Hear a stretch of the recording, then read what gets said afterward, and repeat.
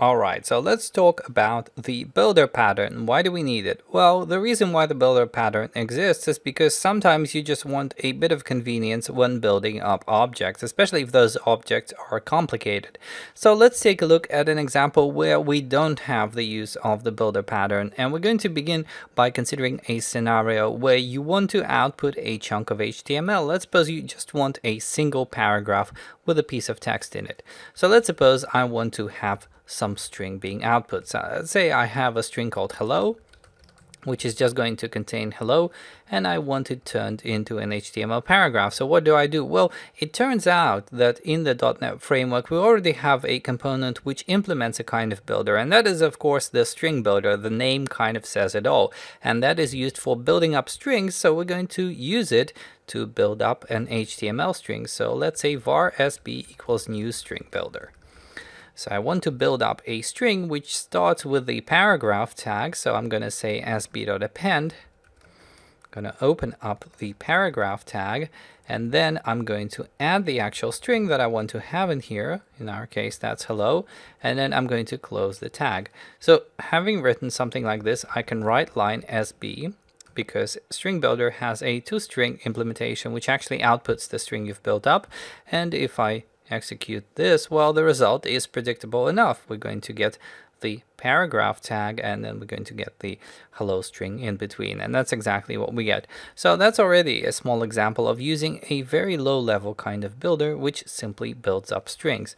Now let's suppose that I want something a bit more complicated than a single paragraph. Let's suppose that I want an HTML list with 2 words containing the actual item. So we're going to have the words. So we're going to have the words as an array with hello and world, and we're going to actually clear the string builder.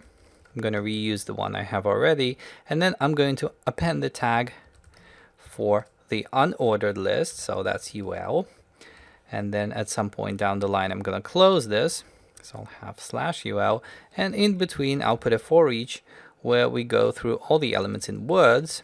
So we're going to have var word in words, and we're going to append format this time. So maybe I want a nice append format here. So I'll have the list item, then I'll insert the actual text, and then the closing list item tag, and the list item is going to be the word that we're using as the iteration variable. So we're making a list, and once again I can write line string builder, and thereby getting our list. So here is the list of elements, but you can see that we're already making too much effort here. We're working with quite a low level interface. We're iterating through sets of objects. We would rather this whole thing with HTML was presented in some kind of tree, in some kind of structured format where you could manipulate this tree, traverse this tree, and so on. And this is in actual fact how things are done in real life, and that is the reason why you would want maybe some kind of HTML builder, so that you can build up different HTML objects with a nice, good looking and understandable APIs.